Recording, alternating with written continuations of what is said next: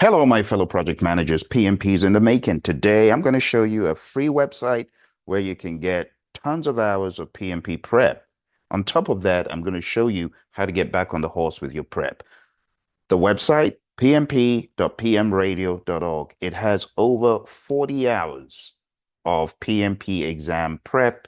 It has quizzes, it has videos, it has a plethora of tools that you can use to get back on the wagon. Now, you have to watch the videos to take advantage of those tools, and it's all at the playlist that you'll find at pmp.pmradio.org. I call it 40 Days to PMP Exam Success. If you follow the videos, watching day 1, day 2, day 3, all the way to day 40, this will keep you on the straight and narrow for 40 days, and it's absolutely free. We'll talk about that later. Let's move into the building blocks for your PMP exam, because I know some of you have done training, right? You go to the training, you sit in front of a instructor watching slides and slides, maybe discussing, but when you exit that course, the question is what happens next? A lot of people fall off the wagon. A lot of folks forget that they're even studying for the PMP. So I want to show you a quick way of staying focused. I didn't say a quick way of getting certified. It's a quick way of getting focused. It's this, simply this. I want you to take the PMP exam in bite-sized chunks. Look at it as 35 chunks of information. For the first 14 days, you are going to study the people domain. When I say study the people domain, I mean you should study every task, leaving none unturned, taking one task at a time. Day 1 is going to be task 1 under people. Same for day 2, 3, 4, 5, 6, all the way till you get to day 14. If you stay on top of it, my friends, doing this consistently, day after day, not being like a speed demon, but just following the process. By the time you get to day 14, you would have a solid idea of what is necessary to pass the people domain on the PMP exam. Again, the website that I told you about earlier is going to help you, pmp.pmradio.org. Now, what exactly is in the people domain? Let's take a look at the people domain and put it under the microscope. The people domain has a number of tasks that I have broken down in a different way than what you're used to. Typically, you would start with task 1, manage conflict. Then task 2, lead a team, and so on. But in this presentation, to add more value to you, I want you to think about the progression of the people domain in a realistic way. Now, the very first thing that happens in the sequence of things is you build a team. You define the ground rules with the team. You build a team charter. You lead the team as a servant leader, or the team leads itself. Remember, in the world of Agile, it's different from the world of Predictive.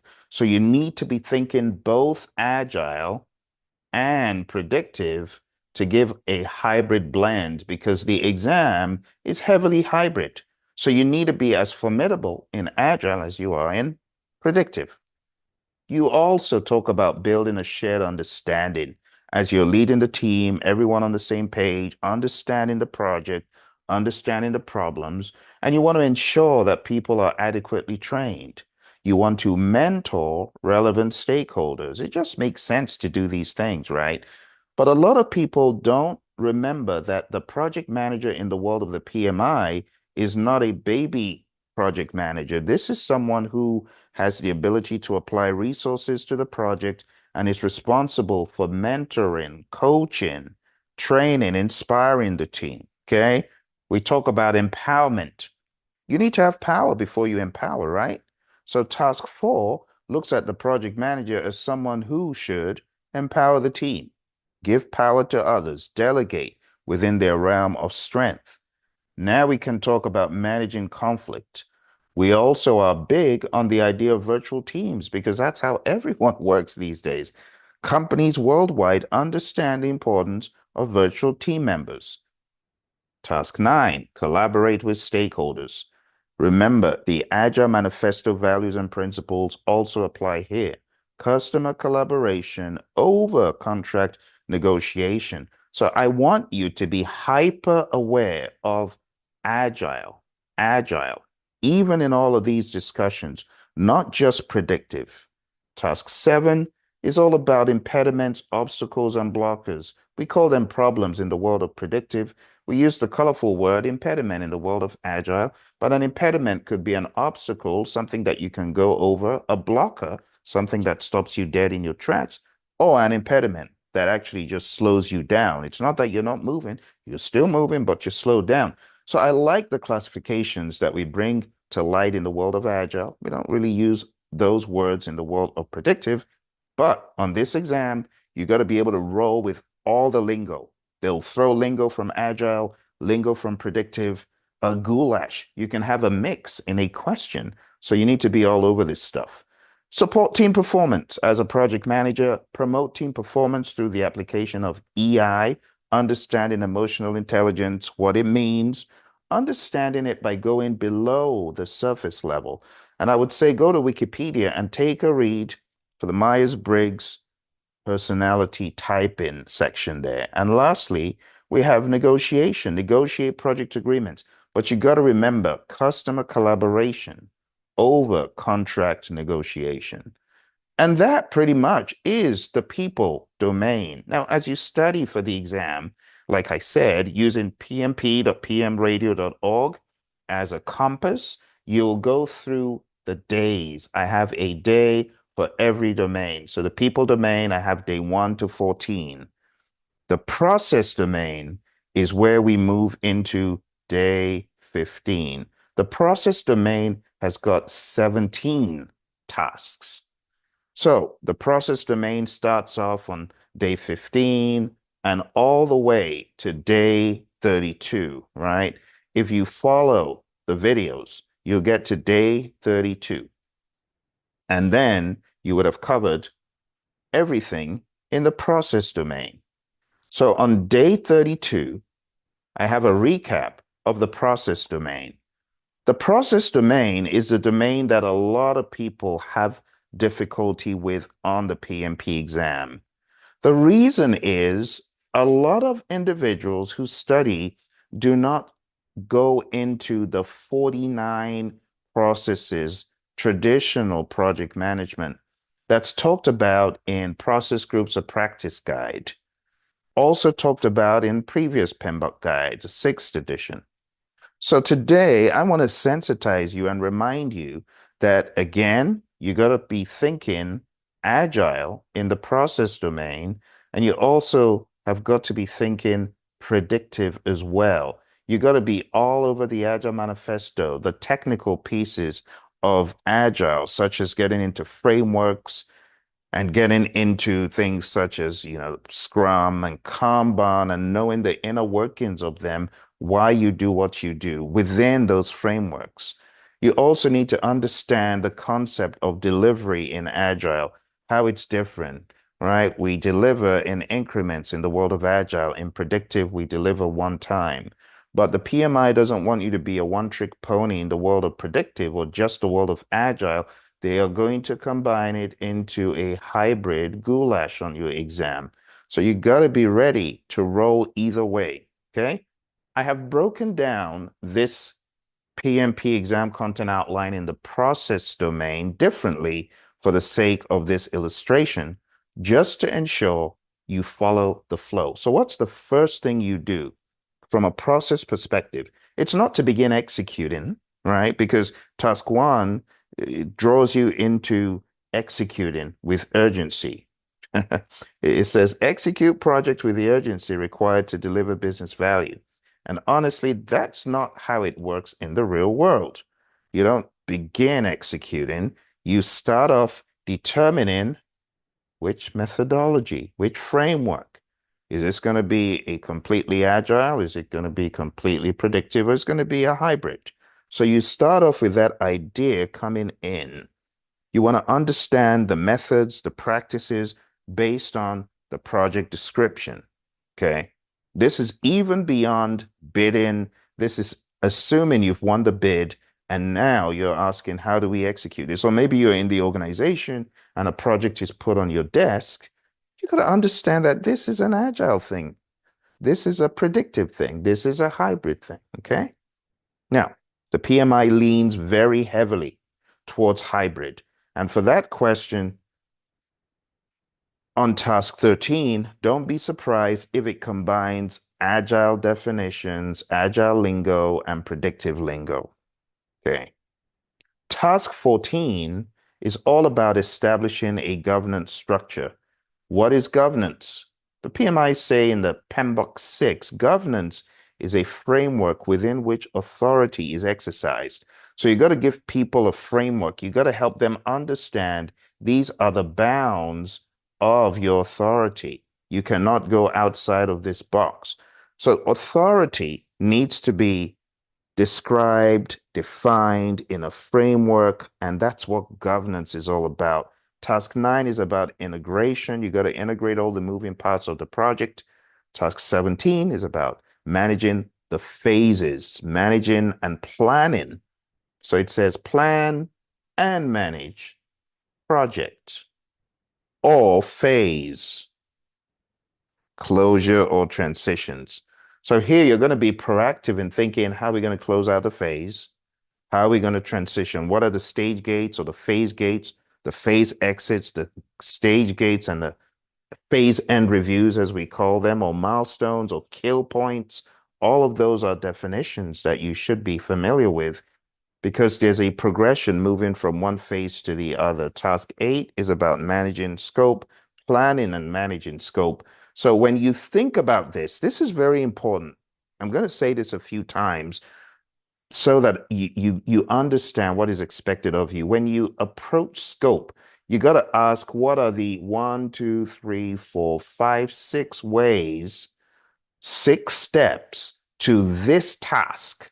I want you to drill down and really get into it, lean into it. Do you know the 6 tasks, or I should say the 6 processes for scope? If you don't, then that's a red light right there that tells me you're not quite exam ready.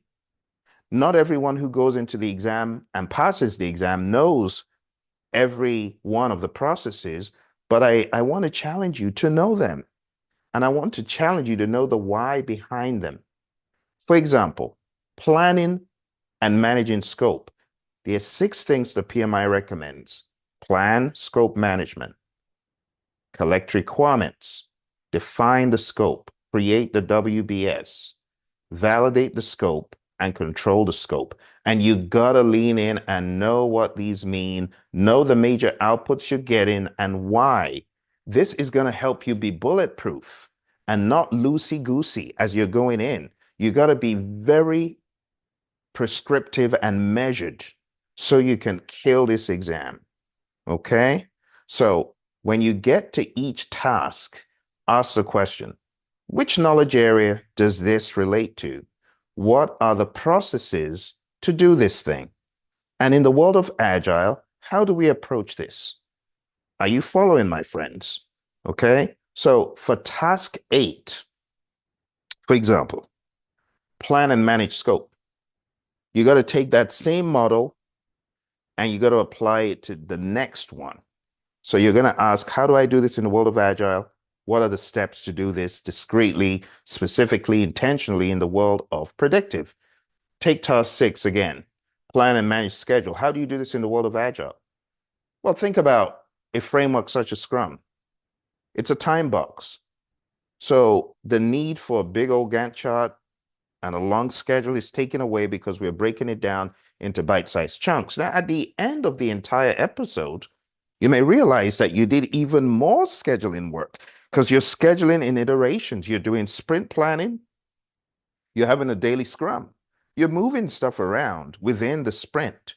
So that is how you cope with it in the world of Agile. But in the world of predictive, what are the 6 things that the PMI mentions about managing the schedule? Do you know? What are the 6 things? Let's see how much you've retained. Okay, number 1, plan schedule management. Number 2, define activities. Number 3, sequence activities. Number 4, estimate activity durations. Number 5, develop schedule. Number 6, control schedule. Again, this is just going over the top of the waves. You got to understand each one, how you do it. What are the techniques?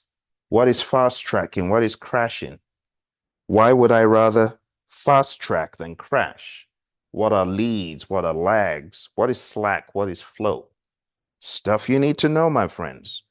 Task 5, plan and manage budget and resources. Again, this is talking about 2 areas, talking about budget and talking about the resource. So this is more like the cost area, and this is the resource management area. How do you tackle that in the world of Agile?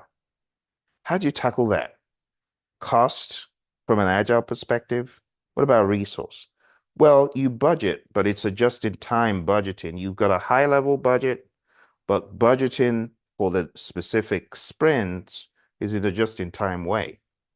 Resources, we have a stable team in terms of the humans, but in terms of the equipment and the material, how do you deal with that? Again, the team are experts, generalizing specialists. So it's their job to do this stuff, but we approach it in a more fluid and dynamic way. So I'm going to ask you the questions. What are the 4 things we do in cost, and what are the 6 things we do in resource management? So in cost, we plan cost management, we estimate cost, we determine the budget, and we control the cost. In resource management, we plan resource management, we estimate activity resources. I've moved that a bit too much. Estimate activity resources. Then we acquire the resources. Then we develop the team. Then we manage the team. Then we control resources, referring to the physical resources. Task 7, same thing. You're going to ask the question, how do we do quality in the world of Agile? It's fluid. It's all throughout. What about the world of predictive? We have 3 things: plan quality management, manage quality, control quality. What about risk? Well, in the world of Agile, again, we want to do this all throughout. So everything is a risk coping mechanism. Sprint planning, daily scrum, sprint review, the retrospective, even having in the middle the backlog refinement. All of these, the grand scheme is it boils down to risk coping mechanism. In the world of predictive, we plan risk management. We identify risks. We perform a qualitative risk analysis, and then we perform a quantitative risk analysis. Then we plan the risk responses, we implement the risk responses, and then we monitor the risks. You got to understand all of this. This is loaded. This is actually another 2 to 3 hours if I was going to go down the rabbit hole of risk.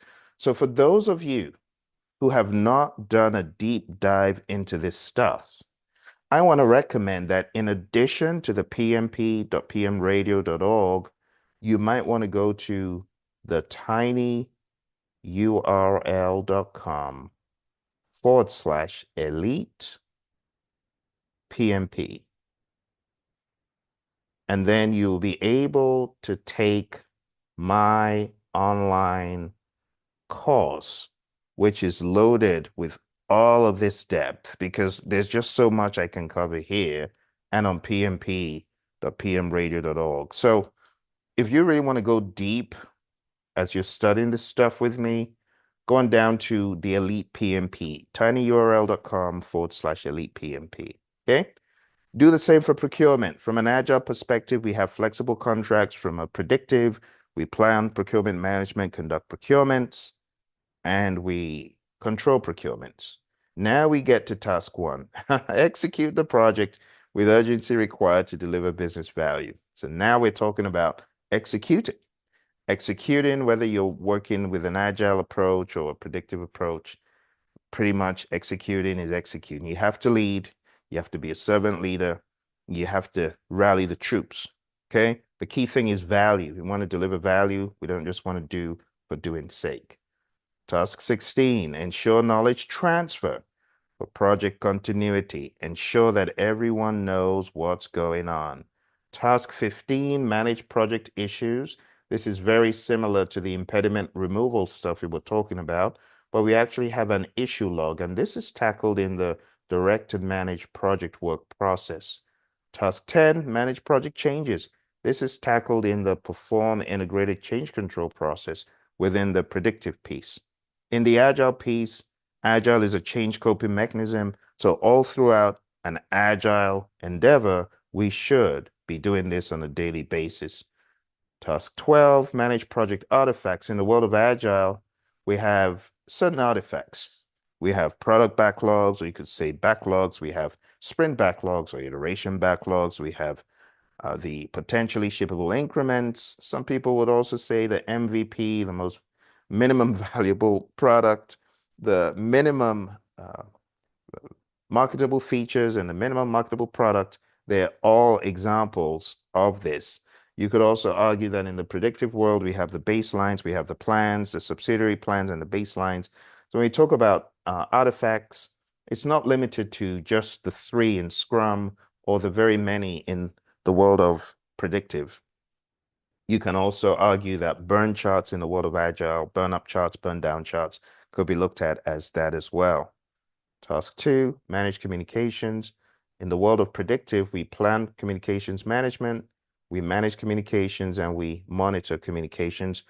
But in the world of Agile, we're not as prescriptive with the communications, but we definitely have a communication engine daily, which is a daily Scrum, and that is for the developers in the world of Scrum. But we can also model that all throughout the other frameworks in Agile, so be aware of that. Task 4, engage stakeholders. It's a no-brainer. In the world of predictive, you want to identify stakeholders, you want to plan stakeholder engagement, you want to monitor stakeholder engagement, or manage first stakeholder engagement and then monitor stakeholder engagement. And that's how you're going to approach this from an Agile perspective. You need to be all over it. It says business people and developers should work together daily throughout the project. So you're going to work daily with your stakeholders. So my friends, once you understand the process domain, you are closer to your goal. And the process domain, 32 day 32, that's where you're going to get to. Remember, day 32, or actually day 31. I think I misspoke there because we have 17 things in process. So I beg your pardon, 17 and 14. So this will actually be day 31, come to think of it, not day 32. By day 32, you should be moving into the business domain. So day 32 is the business domain. Yes, business. And the business domain will just be 32, 33, 34, and boom, 35. That makes sense now. Good. So day 32 is when you begin the business domain. And hopefully this is when you are going to also have a recap on what you did in the process domain before moving on. So let's move into the business domain, the final one. So this will be starting on day 32 for you, and this is just 4 tasks. Task 1, plan and manage project compliance. Every good project manager should be thinking compliance. Are there rules, regulations, laws, things that we need to comply with? And we can go pretty deep on this when you go to pmp.pmradio.org or the Elite PMP. Task 2, evaluate and deliver project benefits and value. It just makes sense. Ensure that you're delivering the value and the benefits. Don't just do the project, but ask, did we deliver the value, the expected value? Task 3, evaluate and address the business environment changes for the impact on scope. So you always want to be making sure that you are evaluating and addressing what is happening in the business environment, the geopolitical, the commercial, always looking at the environment and considering the environment as your project proceeds. Last but not least, we have support organizational change. And they should ask the question, how does my project impact the firm? And how does the firm impact my project? You need to look at it with a wide lens. And there you have it, my friends. Those are the 35 tasks. When you study for your exam, what you should do is dive deeper. Just dive deeper into these aspects.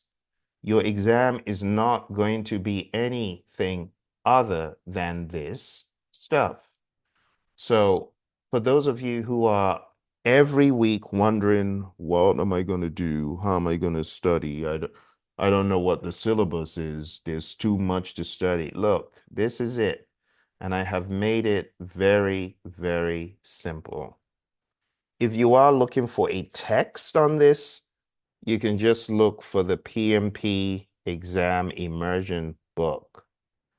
And the PMP exam immersion book, you can find that, you can get a PDF of that on the Praizion, PRAIZION.com website. That's a book that covers all of this stuff. I mean, everything. I mean, we cover it from an agile perspective, we cover it from a predictive perspective. So if you just Google PMP exam immersion, or you go to Amazon and look for it. Amazon is probably a better place to go for it. And we have a couple of editions of this, but you want to look for the one on Amazon if you're into hard copies. If you're into soft copies, go to the Praizion website. This is what the book looks like. Let me share that with you. The book looks like this. And it's called PMP Exam Immersion. And it takes away the need for multiple, like several books. This is everything predictive and agile, going like hyper deep into each of these areas. Okay. So I would recommend that. If you need a PMP study guide that will take you through agile thinking and predictive thinking. Now, just to fine tune your focus one more time, let's look at the PMP exam content outline right here. So you get some further clarity. Okay. So this is the stuff that we just looked at in a different way now, right? So the people domain, these are the 14 tasks: manage conflict, lead a team, all the way down to task 14.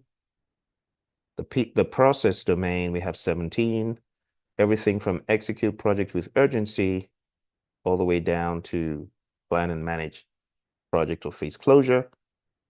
And lastly, the business environment. What I'm telling you, my friends, is daily pick a task. And honestly, you don't have to do these in the order PMI have them. You saw in my review just now, I went through them in logical order of occurrence. You could also do that, but just take one a day, and get down to the bottom of it. Finish it off. Make sure that you are really solid in it. And then move to the next day. Move to the next day. On and on and on like that. If those of you who do not have a system of quizzing yourself and ensuring that you got these exams down pat are interested in a system that can do that, there's another system called pmpdoctor.com, and it has quizzes for each task, task 1, task 2. So that's also another alternative that you may want to add to the mix, pmpdoctor.com. Okay. And that just focuses on mock exams and quizzes. So there are 35 quizzes, one for each day, to make sure you are truly going through the right motions and understanding it. Okay. So I'm hoping that this is giving you some context and ideas to help you ace the exam. Again, for the quizzes and the mocks, you can go to pmpdoctor.com. This has 35 tasks quizzes for all the tasks, like one after the other. And then we have two final 180 question mock exams. Okay. And don't forget all the other links that I shared. You've got the Elite PMP, and then you also have in the very beginning, I shared with you PMP radio. You've also got the pmp.pmradio.org. All right. So I hope this gives you guidance. For those of you who are students, you already have access to a lot of these tools. What you need to do is just study a task a day, a task a day, a task a day. Agile perspective, predictive perspective. And again, the immersion book will help keep you on the straight and narrow, because I do agree there is a lot of content. Yes, there is. But if you're studying intentionally, like hitting one task a day and, reading the book, watching the video, reading the book, following along, taking the quiz at PMP Doctor, just ensure you're killing each task. Don't move away from that task until you are absolutely certain that you have nailed it. You have to go into a reasonable level of depth. You can't just do this stuff on the surface, although some people do, but that's not how to progress. Go as deep as you need to. For example, when we get into this world of people domain, manage conflict, just this could take you upwards of 30 to 40 minutes to master conveniently. Reading the book, watching the video, taking the quizzes, and mastering the Thomas Kilmann conflict mode instrument, for example. So the Thomas Kilmann conflict mode instrument, my friends, remember we have withdraw or avoid. You remember all those? Compromise or reconcile, right? Withdraw or avoid. That's just one of the ways. Compromise or reconcile, right? Force or direct. Collaborate or problem solve. And then we have smooth or accommodate. And this is just one. Can you imagine that? This is just one of the topics. So imagine you were studying for the exam. You shouldn't leave any stone unturned. You really should go as deep as you need to in this material. And like I said, one of the best ways to do it is to take our course, or you can take perhaps some other course, but make sure that you're reading the book. Okay, read the book, take the course, take the quizzes. Okay. All right, my friends, I'm going to get off my soapbox. If you have any questions about anything I have shared today, feel free to put them in the comments below. Okay. I wish you all the best in your journey. I know it can be a very long and arduous journey, but that's why you have channels like the Praizion channel. Okay. If you have not subscribed, please do so right now and make sure you're watching all the videos that are coming out.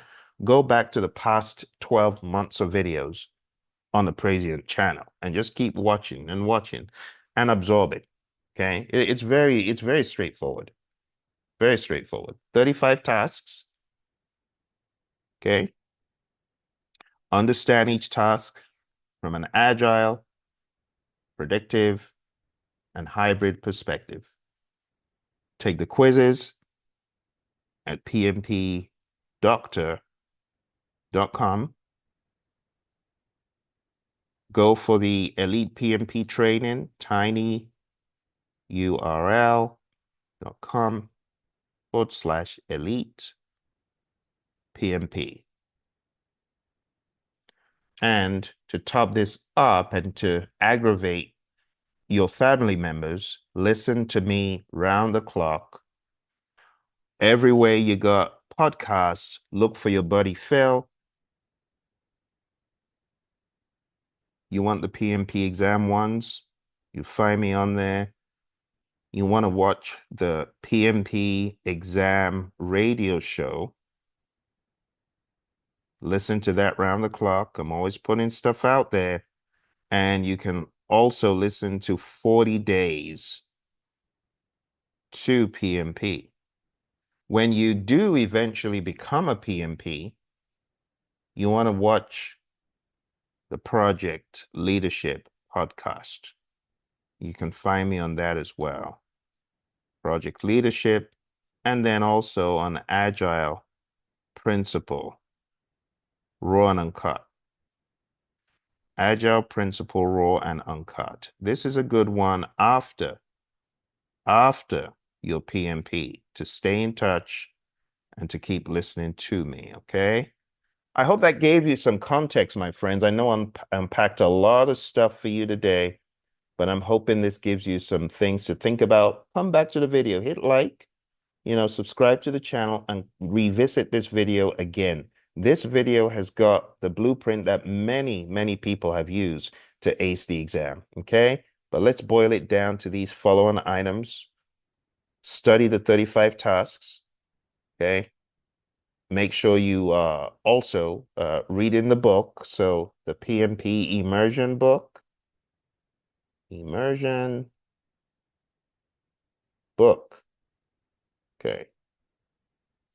And take a screenshot of this final to-do list. You got to mow down the quizzes. You got to take a course if you haven't already. You got to listen to me on Spotify, on Apple, on Amazon, wherever there's podcasts. When you get certified, don't forget, come back, watch more, keep getting loaded up as you traverse your project management journey. All right. Well, thank you very much, my friends. I wish you all the very best. Appreciate you joining. I'll speak to you soon. Take care and bye for now.